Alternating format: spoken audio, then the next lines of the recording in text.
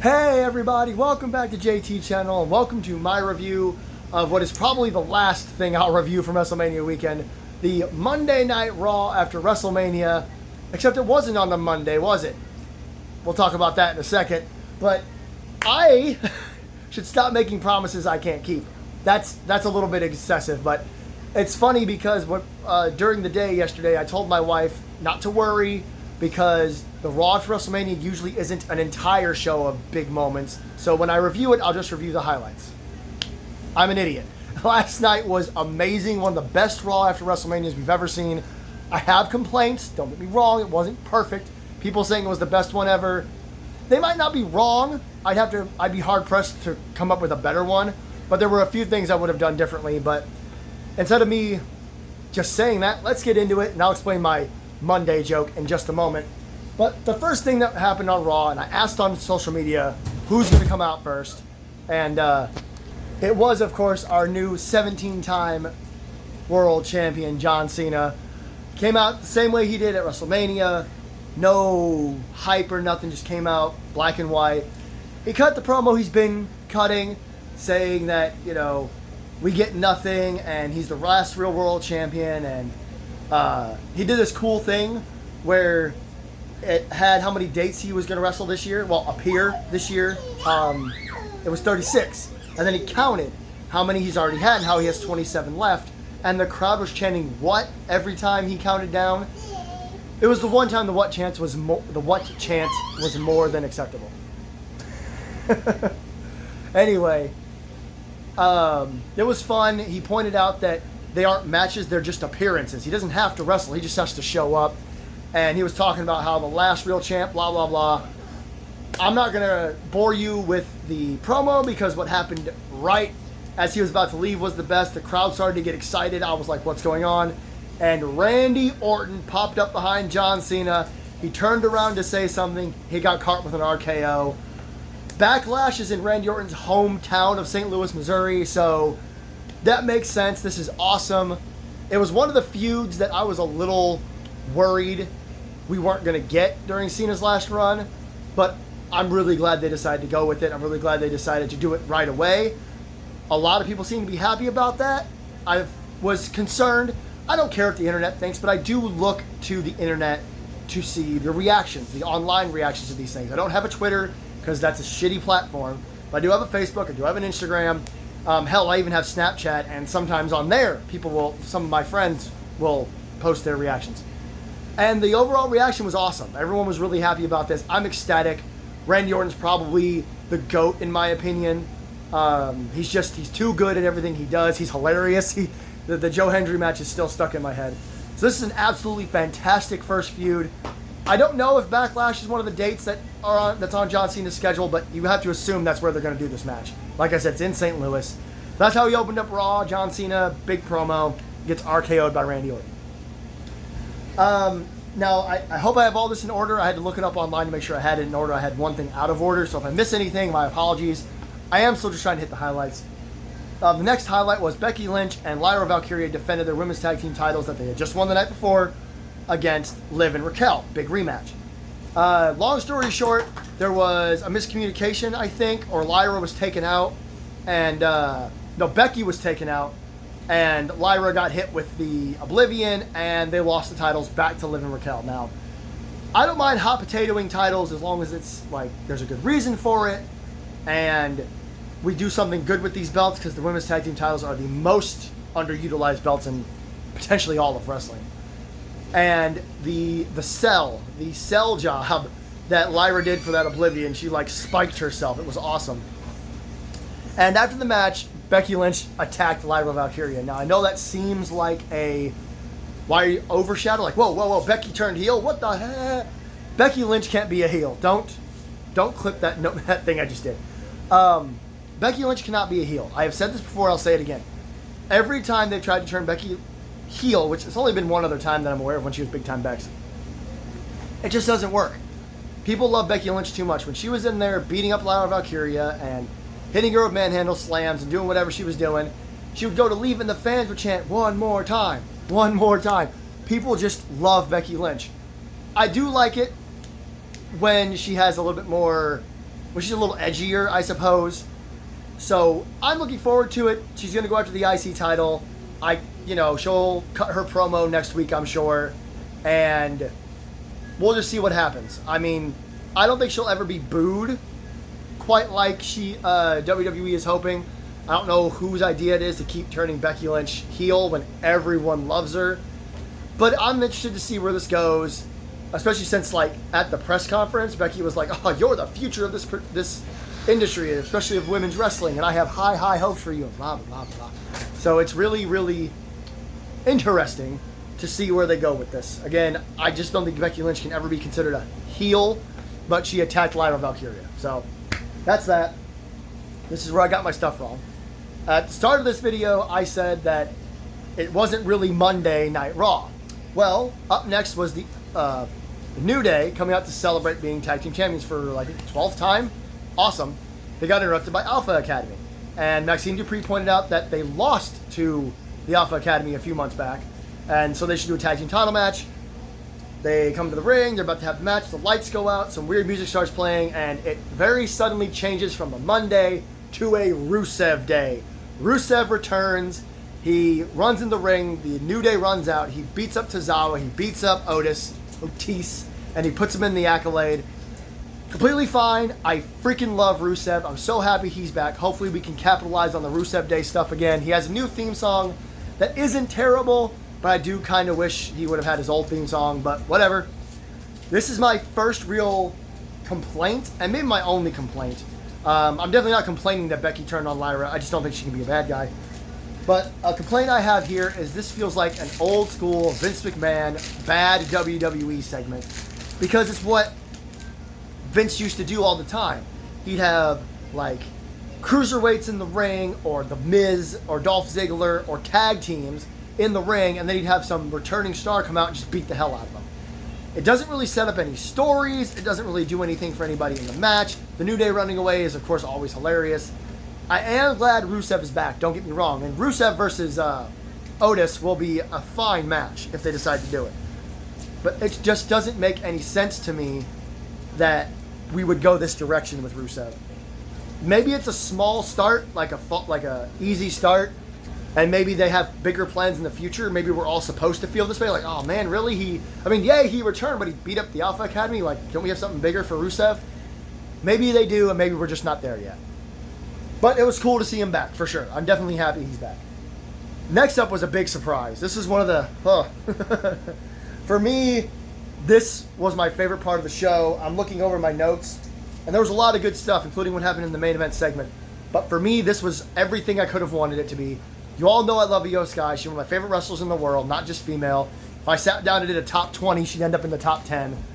She came out to celebrate when one of my new favorite wrestlers, not super new, but newer favorite wrestlers came out. The NXT Women's Champion, Stephanie Vaquer. I will tell you right now, I did not know who she was before she competed in AEW real briefly. And unlike other internet losers who scream, no one knows who this is, I went to YouTube and Google and figured it out. And what I learned was I really liked her. When she came to WWE, I was stoked. She became one of my favorites real quick. Her interrupting Io Sky was nuts. And then they had a match. Stephanie was like, I came out here to give you respect, but also I want to let you know I want to face the best. And Io was like, you want to face me? I accept. And Adam Pearce made the match, and it was awesome. These two could wrestle on Monday, Tuesday, Wednesday, Thursday, Friday, Saturday, and twice on Sunday, and I never get sick of it. Honest to God, the fans were chanting, this is awesome. The fans were chanting, fight forever. Like, this was an awesome match. Did I like the finish? Not necessarily, because Roxanne Perez showed up and attacked Io Sky, which I guess technically screws Stephanie Vaquer out of the match. Io wins by disqualification, so I get that because she's facing Stephanie tonight on NXT. And then Julia showed up and attacked Stephanie Vaquer. Of course, they had their fallout, and they were beating up. I'm trying not to get too giddy here, but Julia and Roxanne were beating up Stephanie and Io Sky when Rhea Ripley came out to make the save. Not only did she help out Io Sky and take out Roxanne Perez, which they've had a little bit of history, Rhea and Roxy, but then her and Julia just stared at each other. Simply the tease of Julia versus Rhea Ripley had me wanting to get in the middle of my floor and just spin around in a circle until I died. All these ideas are so exciting. Now that's probably way down the road.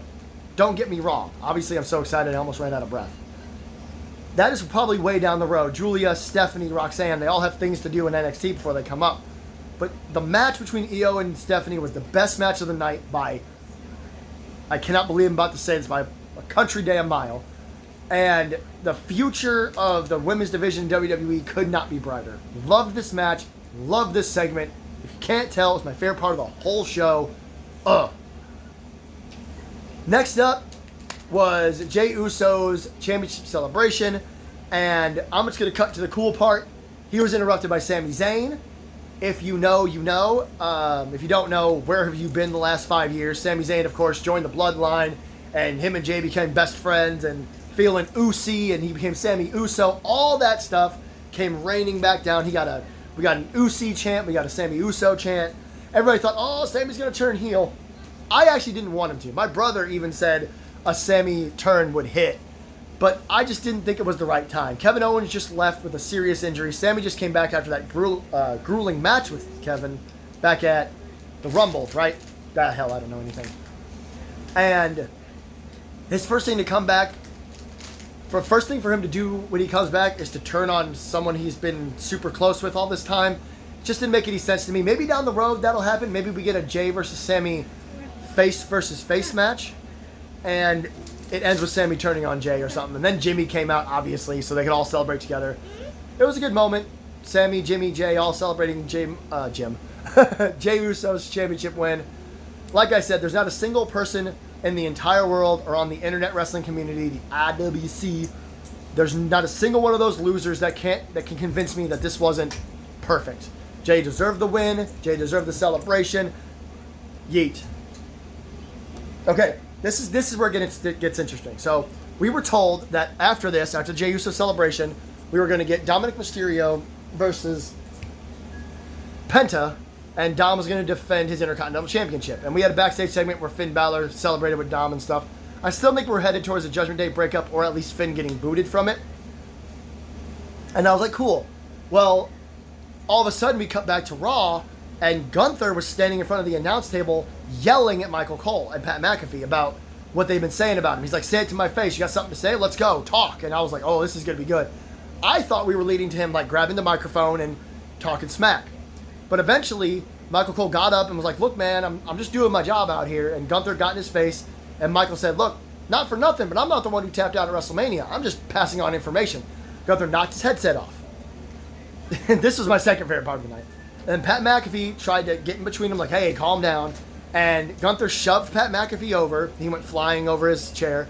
Then he went to put Michael in the sleeper, the chokehold. Pat McAfee comes in and just, bam, punches Gunther. And Gunther's like, whoa, because obviously Pat, he's wrestled before and he's always going to come to Michael Cole's aid. Then Pat McAfee turns around to talk to security. Gunther comes up, puts him in the choke, drags him away to the other side of like the turnbuckle or whatever.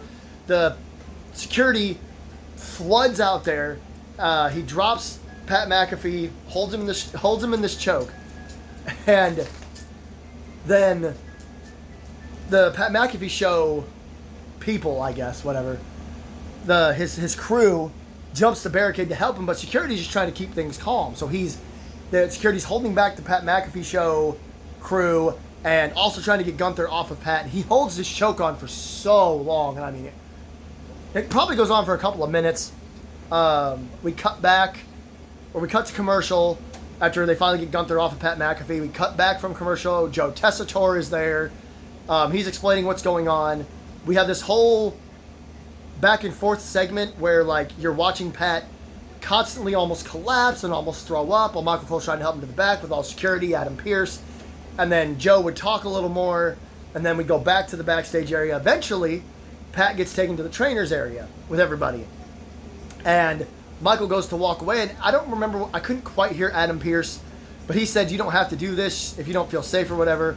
Or no, Michael, I'm sorry, I got it wrong. Michael Cole says, if we can't do our jobs, if we can't be safe, I'm just doing my job. Why, if wrestlers can just attack us, then why should we even be here, basically? And Adam's like, well, you don't have to go out there if you don't want to. And Michael says, I'm not going to let some bully stop me from doing my job. The reason this gets the number 2 spot of the night is because the crowd went nuts when Michael said that.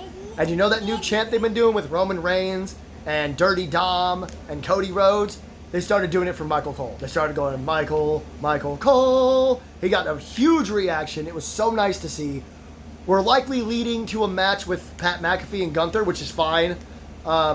There's no way they did this for no reason. Something's going to happen, and it's going to be great.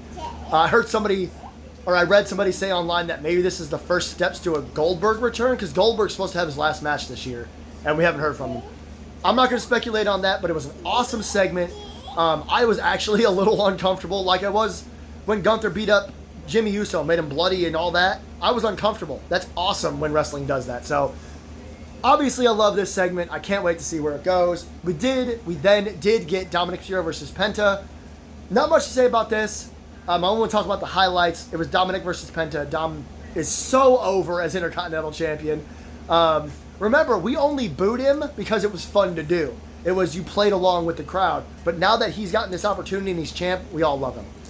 Great matchup. Finn tried to get involved. Carlito was out there holding his ribs the whole time. I thought that was great. But the big selling point here is while the referee was distracted or whatever, and I think Finn Balor was down or busy doing something, throughout the match Finn kept interfering, but he'd always wait too long to actually interfere and get caught by the referee. So again, Finn's going to get kicked out of the Judgment Day. But J.D. McDonough returned and helped screw over Penta. Crowd went nuts again. J.D. McDonough had that horrible, scary fall when he smacked his head on the announce table.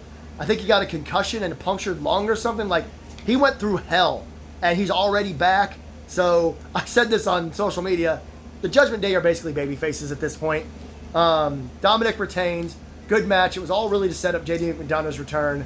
I'm happy for him, and you could tell that Finn, didn't know J.D. was going to be back because everyone was celebrating except Finn was like, okay, fist bumps, I guess. So, good stuff all around. Really, we need to talk about the finale, the main event segment, the final shot of the show, everything that went down at the end. Out comes Paul Heyman. It was Seth freaking Rollins. Everyone's like, what are they going to say? Blah, blah, blah, blah. We didn't really get an explanation. I will say, if I had one complaint about this segment, we did not get an explanation. But, sorry about that. But they come out. Seth stands there while the crowd sings a song or chants OTC and CM Punk and all that. Heyman hands him a mic. He very quietly starts saying his normal catchphrase, I am a revolutionary, I am a visionary. And as soon as he starts to say, I am Seth freaking Rollins, CM Punk's music hits. CM Punk wastes no time. He's coming to the ring while taping his hands. I've always loved that because in wrestling, you tape your hands before a match, before a fight. But whenever Punk does that, it's like, I'm ready to fight so badly, I'm just going to wrap my hand, and when I get to you, I'm going to beat the hell out of you, whether my hands are wrapped or not.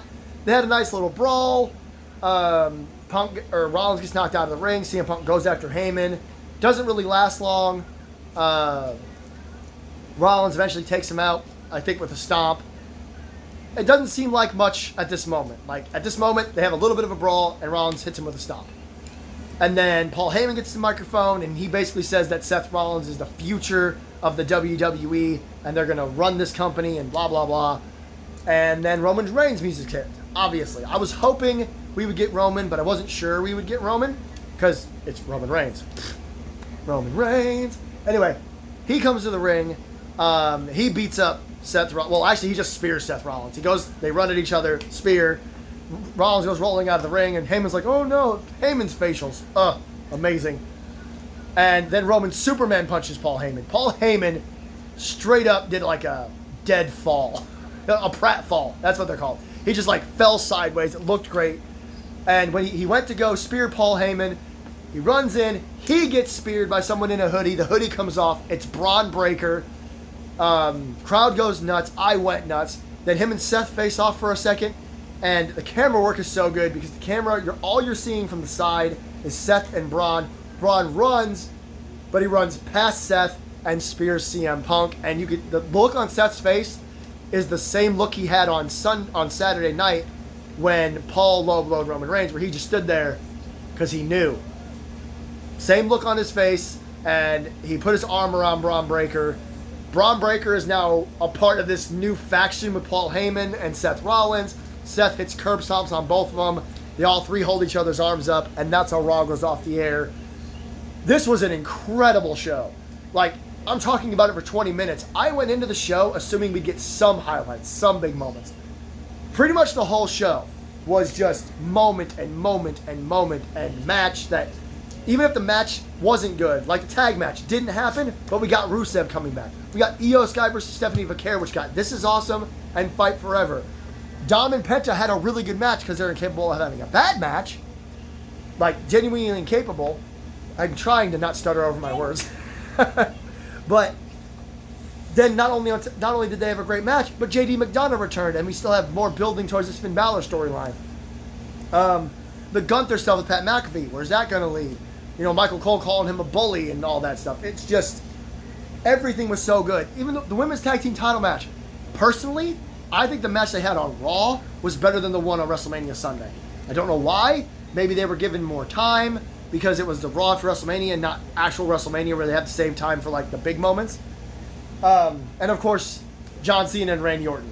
There was a joke, for those of you who don't know, for years that John Cena and Randy Orton wrestled each other too much. Like every time they had a match, there were always memes. It's like, the main event of this pay-per-view is John Cena versus Randy Orton, number 1,947. So, but we all wanted it to happen again. We all wanted to go back to it. So that's going to be awesome. And yeah, this new, people are calling it the Dangerous Alliance 2.0. Please don't call it the Dangerous Alliance. But Seth Rollins, Paul Heyman, Braun Breaker. Is this the only one? Is this the only members of the faction? Is Becky going to like show up as part of it, or is she going to do her own thing? Are they going to add more members? This is actually going to be a faction, or what? And what do Roman Reigns and CM Punk do? Are they going to team up together? Because they already don't like each other. They barely made it through War Games. So, that's it. There you have it. All the words that say I'm done. That was the Raw after WrestleMania. It was amazing, like I said. I do not know if I'm going to review SmackDown. I am going to watch SmackDown because we're getting the return of Aleister Black, and we're getting that TLC match. I stand by my point I made about WrestleMania. I think the New Day versus the War Raiders should have been done on Raw, and the SmackDown Tag Team titles, tables, ladders, and chairs match, say that 5 times fast, should have been done at WrestleMania. But I get it. It gets more eyes on the product for the show after Raw, basically. People don't really think that SmackDown is part of the WrestleMania stuff. Like, it's the SmackDown before WrestleMania, and then it's Mania, TakeOver, Mania, Raw, and then it's done. But they want to push this SmackDown as the SmackDown after WrestleMania, something big. So I will be watching that, but do not expect a review video because it's just, you know, it won't be as big, I don't think. If it's big enough, I said the same thing about Raw. If enough happens, I'll come on here and talk about it. Like the return of Aleister Black. We'll see when he returns, what he does, and the TLC match between, what is it, the Motor City Machine Guns, DIY, and the Street Profits. That'll be a banger for sure. Thank you everybody so much for watching all of my WrestleMania videos. I know they haven't had the view traffic I was hoping for, but to the people that are watching these videos, I really appreciate your time. It was an awesome Mania weekend, I think. I did not just watch WrestleMania. I'm thinking about maybe talking to you guys about other stuff I watched, like TNA, GCW, NXT. I'm a big old wrestling fan. I watch lots of wrestling. So don't forget to like, share, and subscribe. Leave comments down below about what you thought. Like I said, my biggest complaint is that Rusev's return could have been done a little better. Maybe he should have saved Michael Cole. I don't know. W Energy sponsorship, as always. DUBBY energy.gg. Enter JT channel, all caps, for 10% off. I'm sorry if I don't always remember to bring that in there. I'm still getting used to having a sponsor. It's been really, really crazy. But until next time, this is JT channel. I am JT. Happy Rusev Day, everybody. And I'll see you in the next one.